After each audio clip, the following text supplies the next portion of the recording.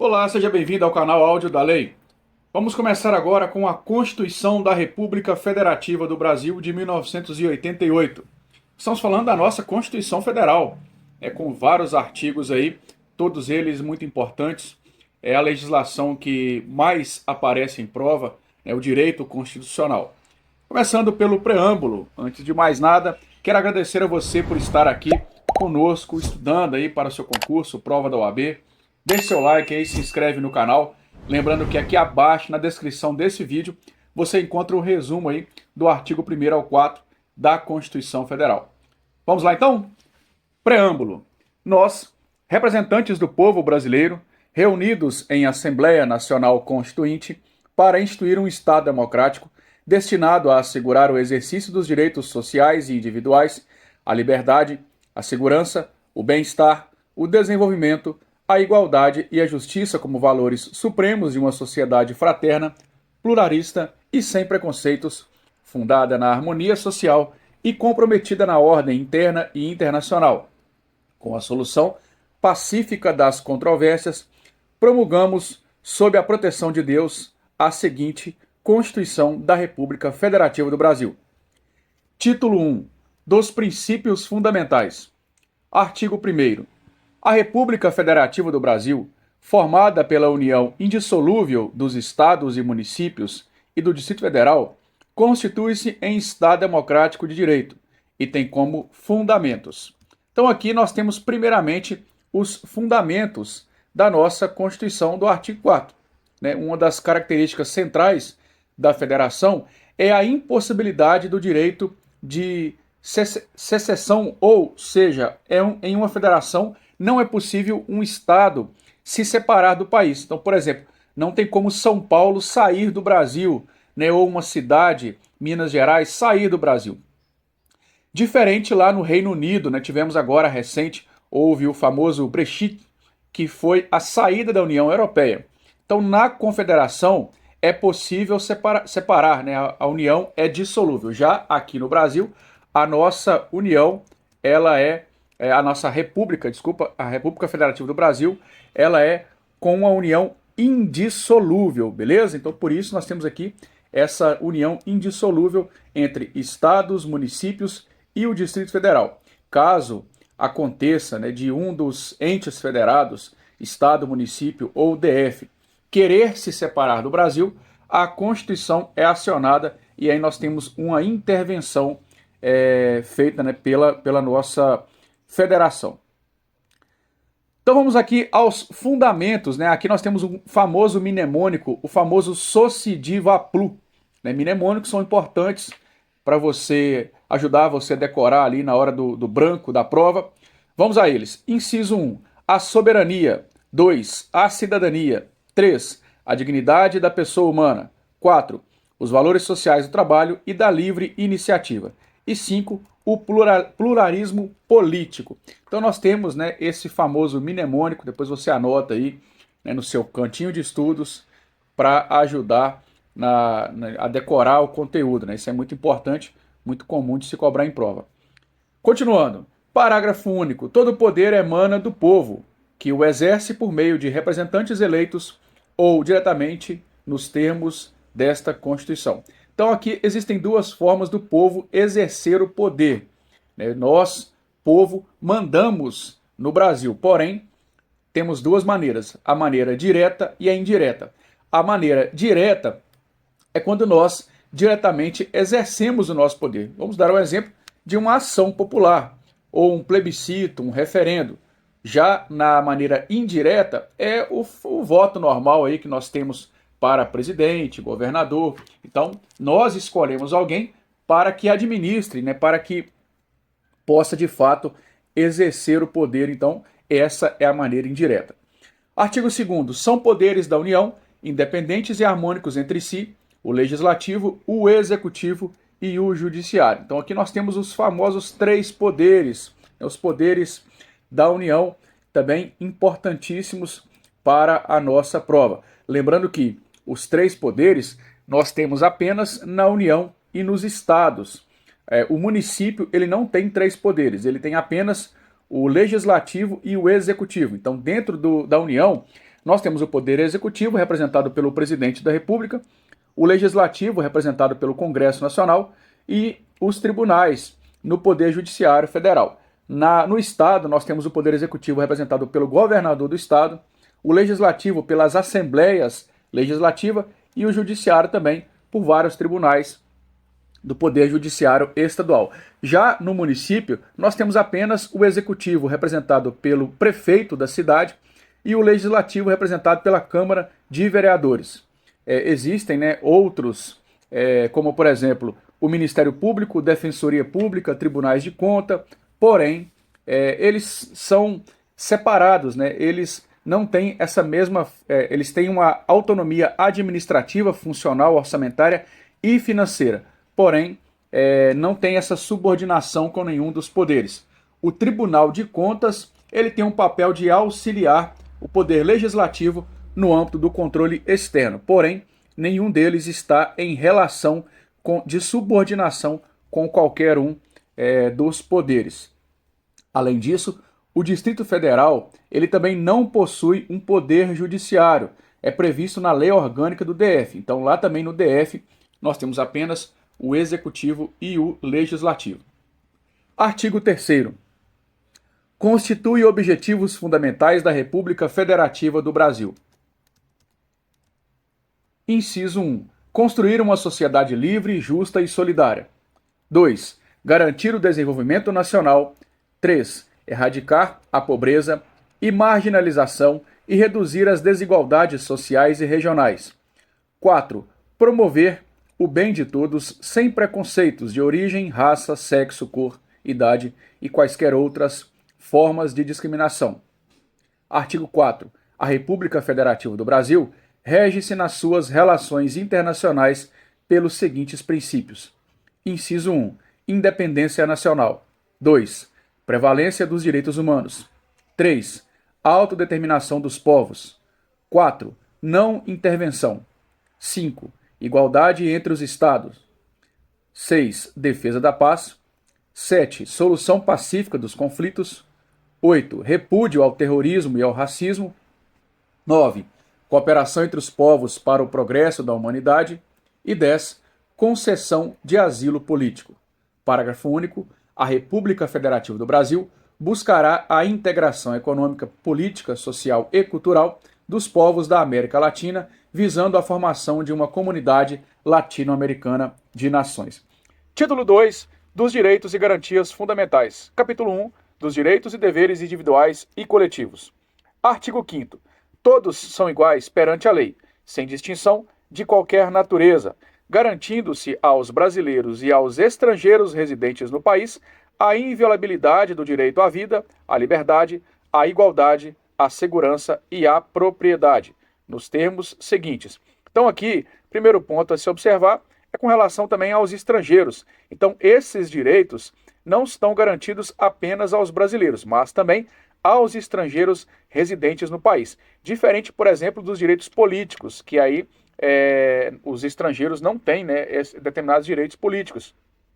Além disso, também com relação à lei, todos são iguais perante a lei, sem essa distinção aí, isso também não deixa de ser importante. Vamos então agora aos incisos. Homens e mulheres são iguais em direitos e obrigações nos termos desta Constituição. Ninguém será obrigado a fazer ou deixar de fazer alguma coisa, senão em virtude de lei. Então aqui no Brasil é a lei que dita as regras, não é decreto, não é portaria. Nós tivemos isso muito visível na época da pandemia do Covid, onde alguns prefeitos emitiam determinados decretos impedindo o acesso à liberdade em alguns momentos. E isso foi muito questionado. Por quê?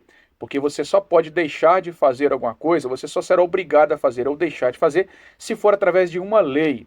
Tá? Então a banca pode colocar aqui, algumas bancas aí que se agarram muito à letra da lei, ela pode colocar em virtude de portaria, decreto, resolução ou algo do tipo. É a lei que sempre vai ditar as regras. Ninguém será submetido a tortura nem a tratamento desumano ou degradante. Aí aqui nós já temos então, foi em 88, incluído a tortura nos incisos aí do artigo 5º.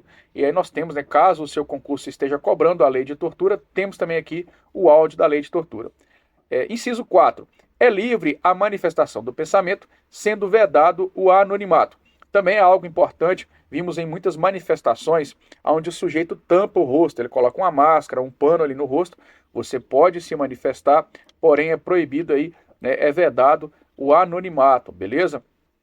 Inciso 5, é assegurado o direito de resposta proporcional ao agravo, além da indenização por dano material, moral ou à imagem. Também outro inciso importante com relação aí ao direito, né, de você se manifestar no relação aí ao recurso, ter o direito à indenização ao dano causado aí por outrem, dano material, moral ou à imagem.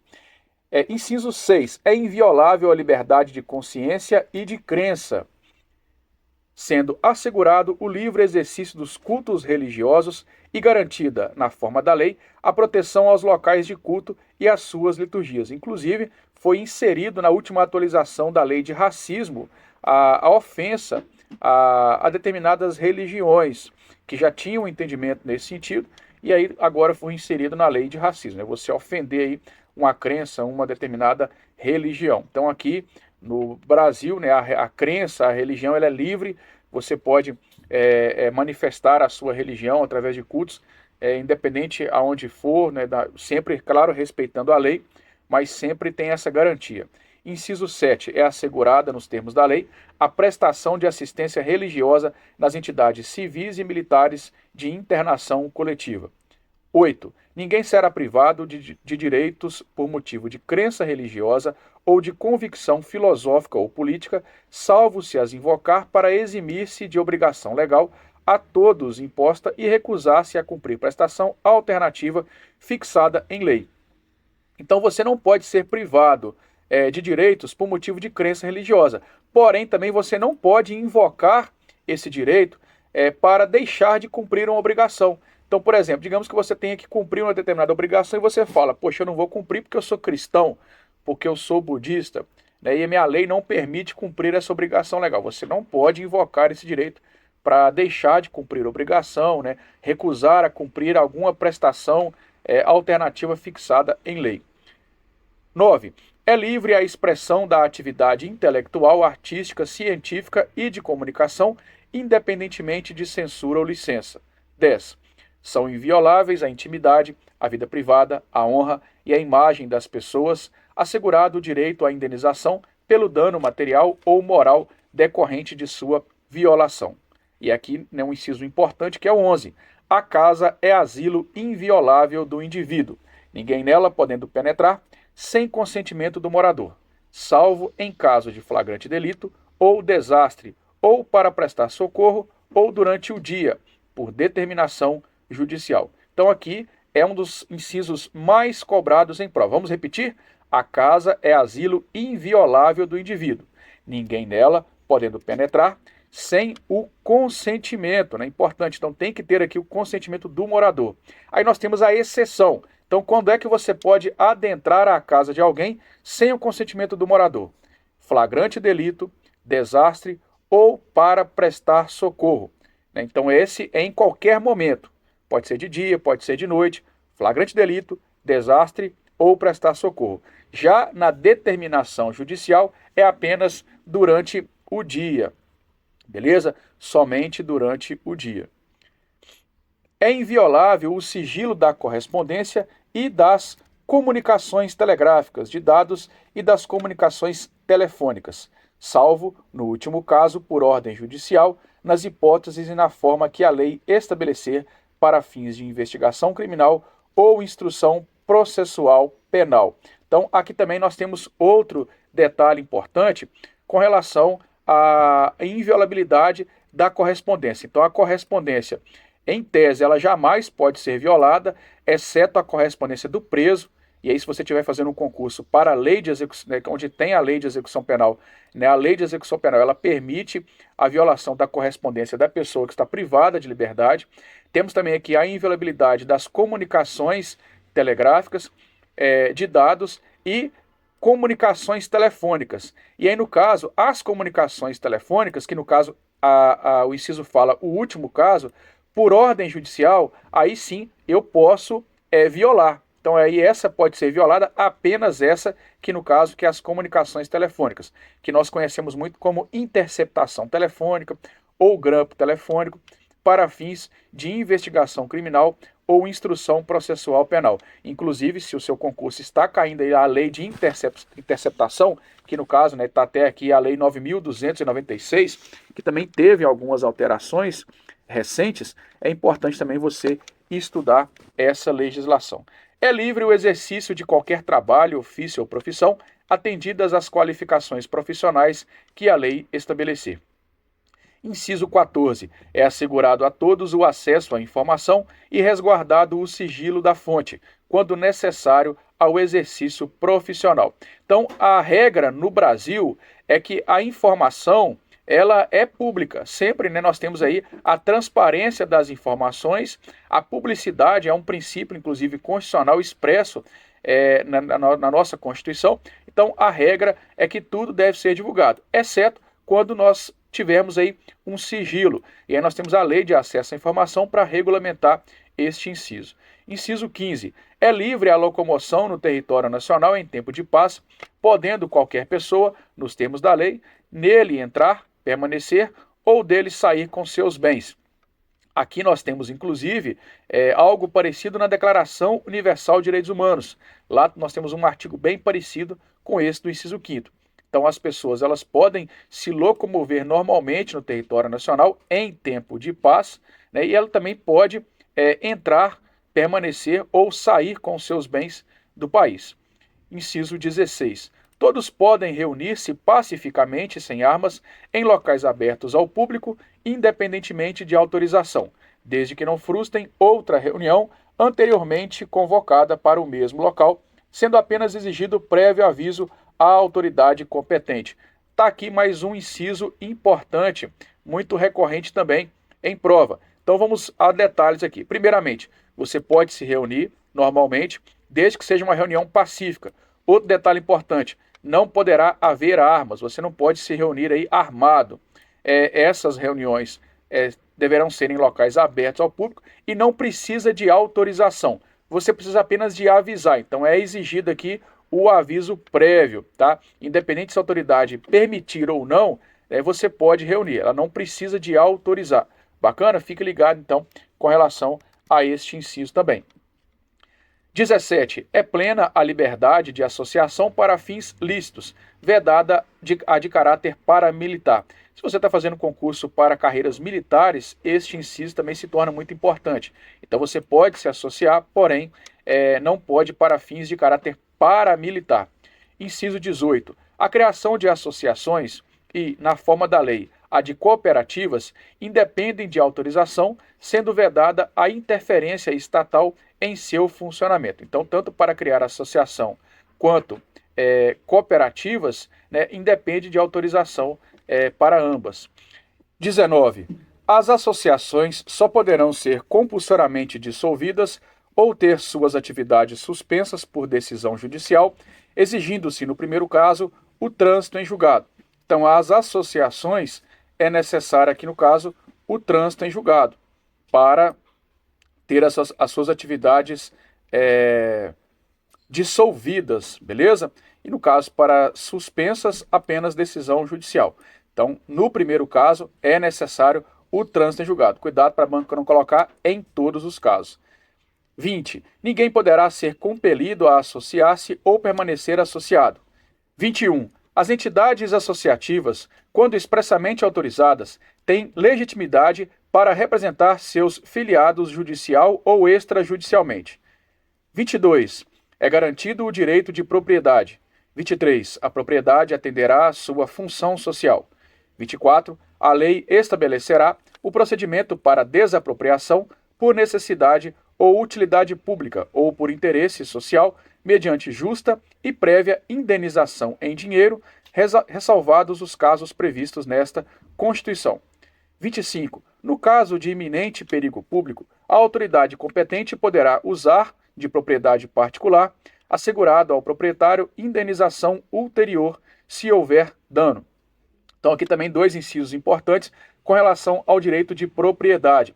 O direito de propriedade, ele não é absoluto, você pode desapropriar alguém sempre por necessidade ou utilidade pública. Então, por exemplo, você tem uma casa e precisa construir uma rua onde vai beneficiar toda uma comunidade. Então, essa casa precisa sair dali. Então, neste caso, a desapropriação pode acontecer, porém, é necessário que seja feita uma indenização em dinheiro, tá? Em dinheiro.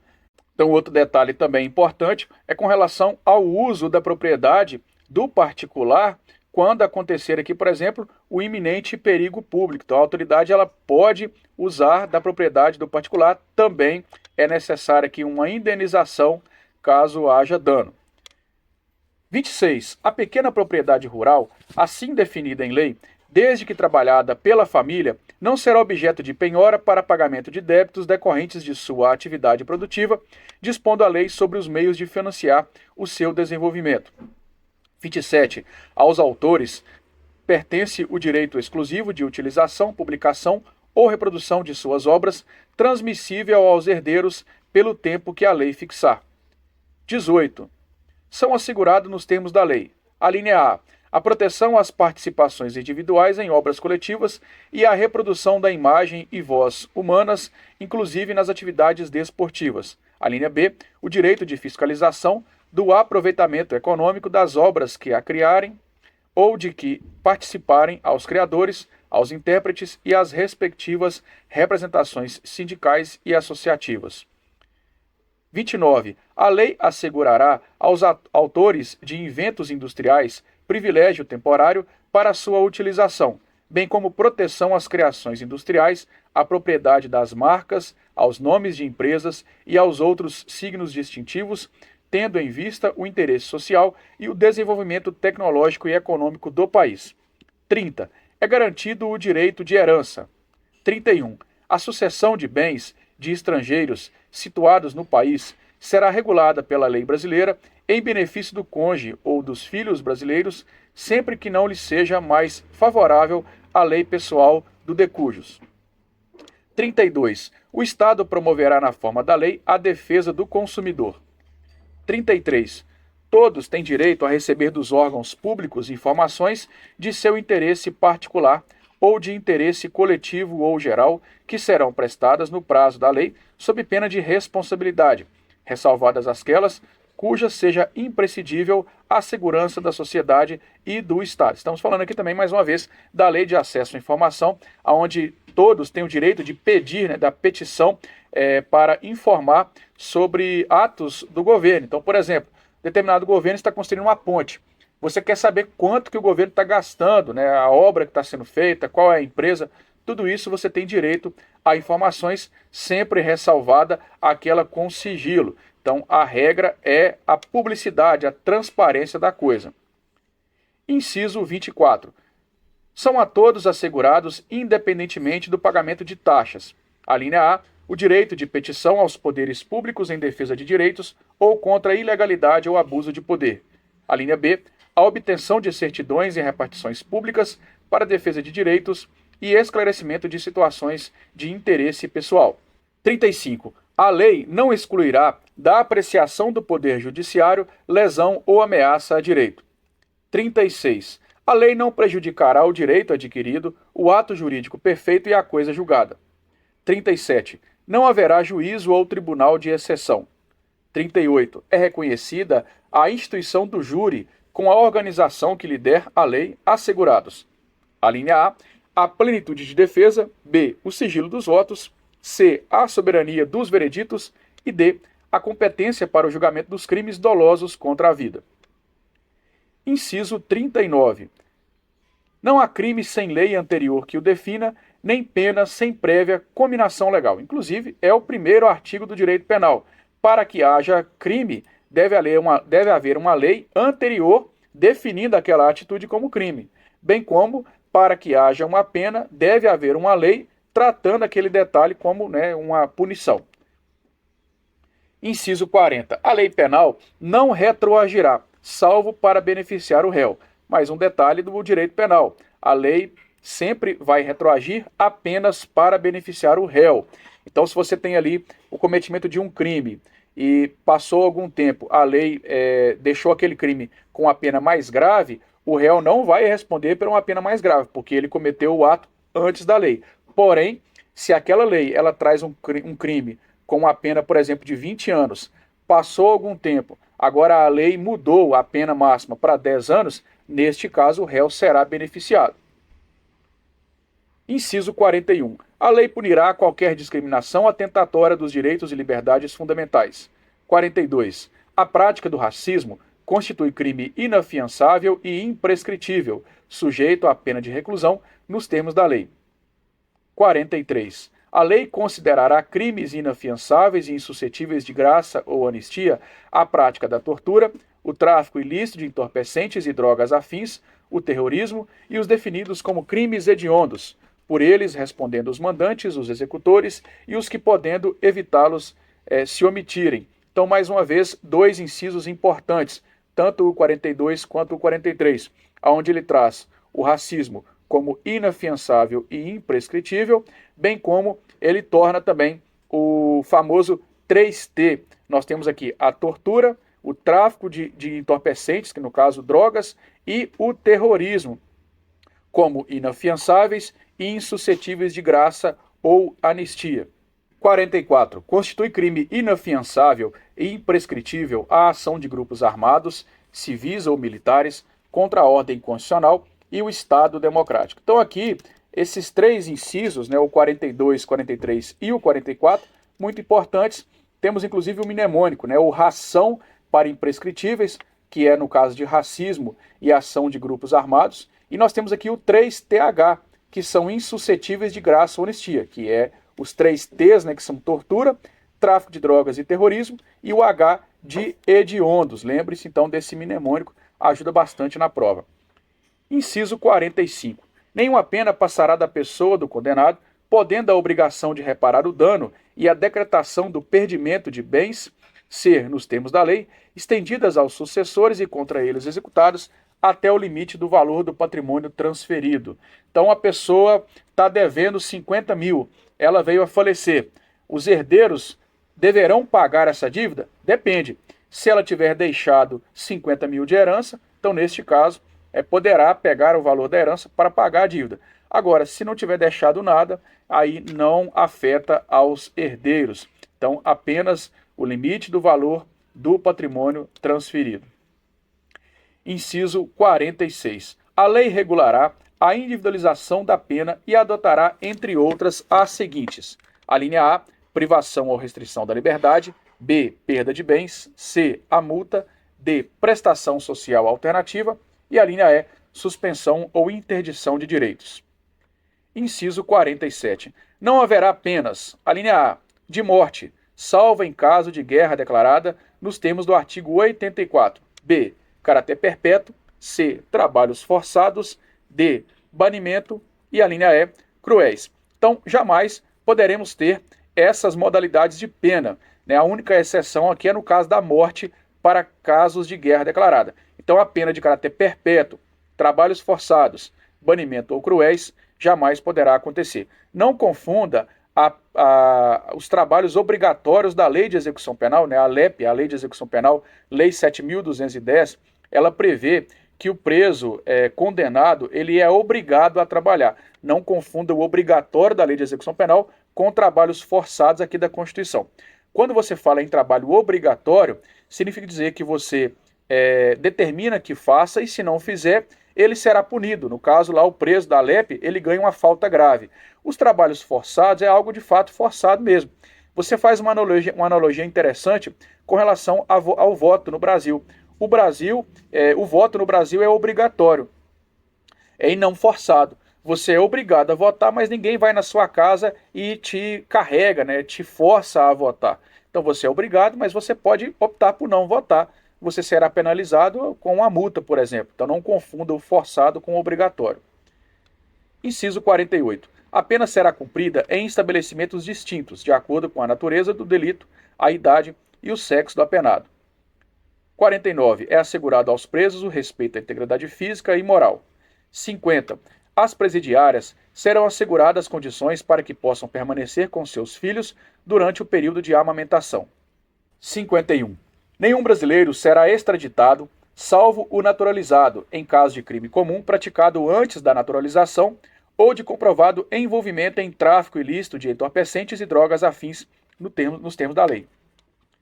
52. Não será concedido a extradição de estrangeiro por crime político ou de opinião. Inclusive, a Declaração Universal de Direitos Humanos também faz essa menção.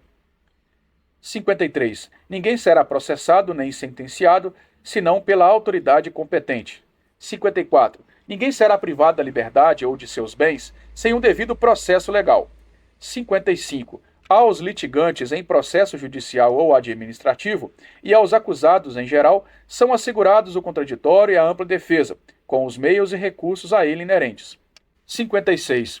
São inadmissíveis no processo as provas obtidas por meios ilícitos.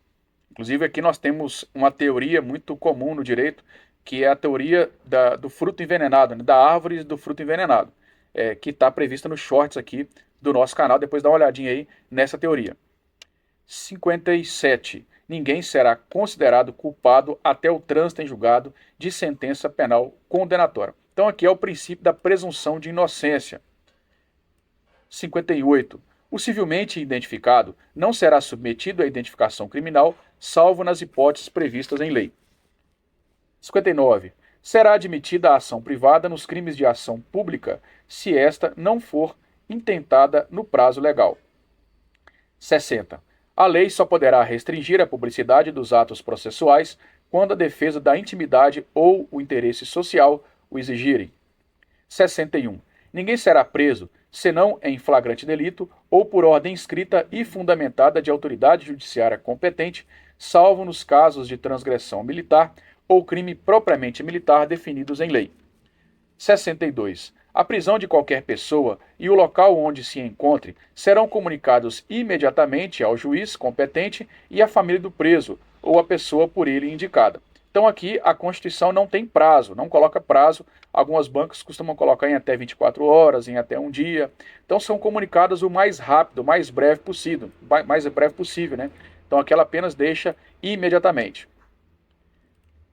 63. O preso será informado de seus direitos, entre os quais o de permanecer calado, sendo-lhe assegurada a assistência da família e de advogado.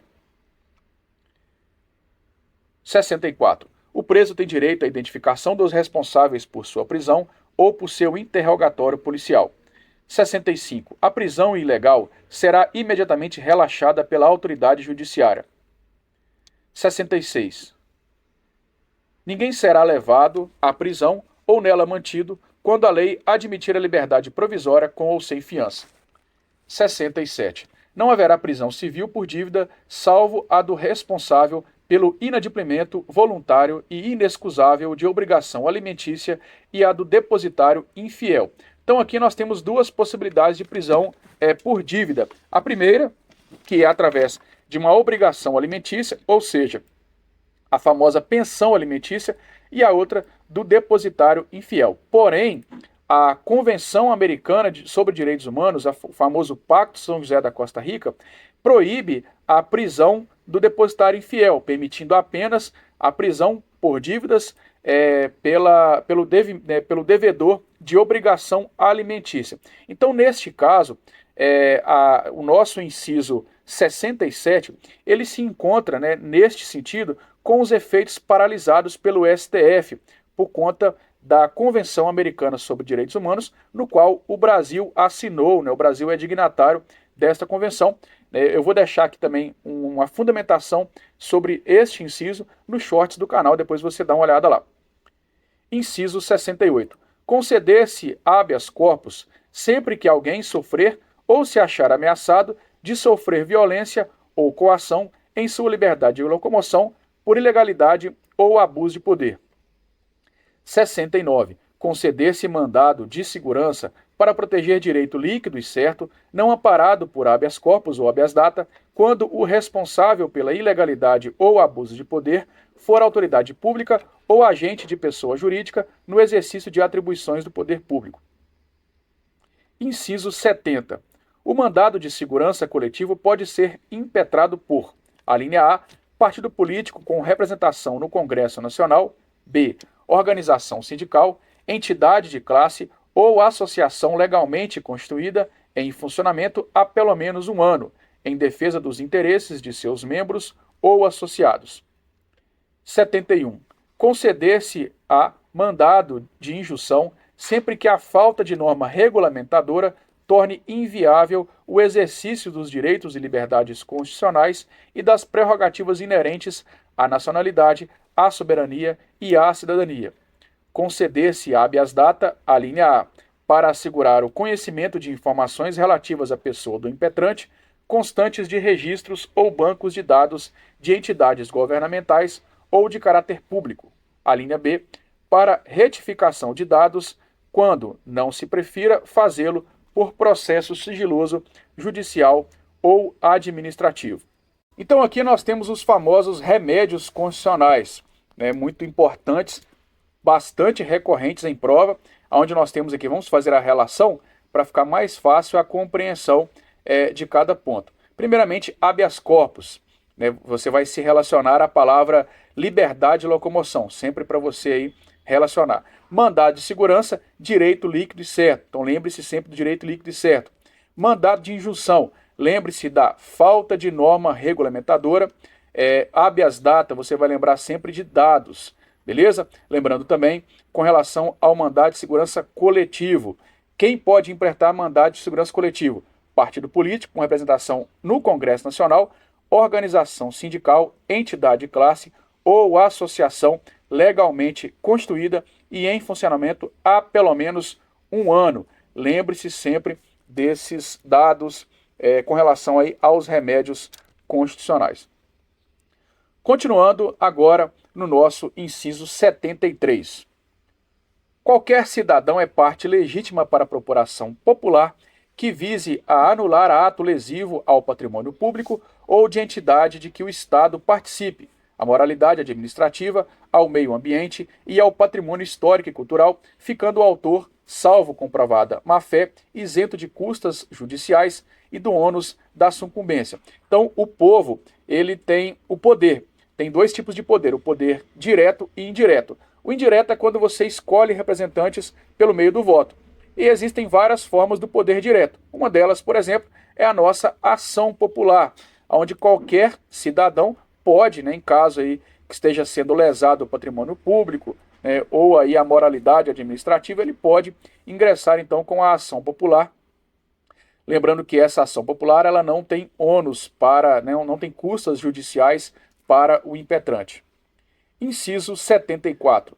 O Estado prestará assistência jurídica integral e gratuita aos que comprovarem insuficiência de recursos. 75. O Estado indenizará o condenado por erro judiciário, assim como o que ficar preso além do tempo fixado na sentença. 76. São gratuitos para os reconhecidamente pobres na forma da lei, a linha A, o registro civil de nascimento, B, a certidão de óbito. Inciso 77. São gratuitas as ações de habeas corpus e habeas data e, na forma da lei, os atos necessários ao exercício da cidadania. Então, nós não temos aqui, por exemplo, mandado de injunção e mandado de segurança como a gratuidade, apenas habeas corpus e habeas data. 78. A todos, no âmbito judicial e administrativo, são assegurados a razoável duração do processo e os meios que garantam a celeridade de sua tramitação. Inciso 79. É assegurado nos termos da lei o direito à proteção dos dados pessoais, inclusive nos meios digitais. Parágrafo 1º. As normas definidoras dos direitos e garantias fundamentais têm aplicação imediata. Segundo, os direitos e garantias expressos nesta Constituição não excluem outros decorrentes do regime e dos princípios por ela adotados, ou dos tratados internacionais em que a República Federativa do Brasil seja parte. Parágrafo 3º. Os tratados e convenções internacionais sobre direitos humanos que forem aprovados em cada casa do Congresso Nacional, em 2 turnos, por 3/5 dos votos dos respectivos membros, serão equivalentes às emendas constitucionais.